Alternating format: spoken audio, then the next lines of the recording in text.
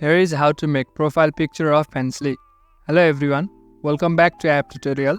In this video, I'll show you how you can make a profile picture of your Fancily account. So let's start.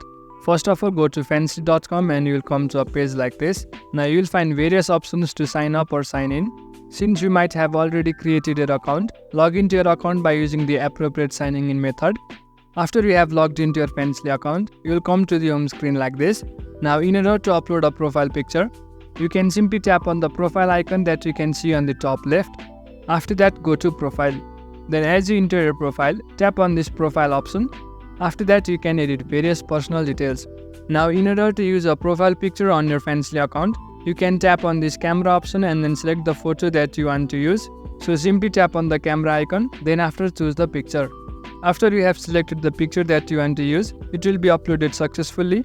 Then after, you can simply tap on the save option and then change your profile picture. While talking about making a profile picture, most people on the platform usually use their pictures in order to show themselves. So you can simply use a clear picture of yourself, which might also give an idea of the business that you do. So in this way, you can easily make a profile picture of Fancily. That's it for the video. Make sure to subscribe to the channel for further similar videos and drop a like if you found this helpful.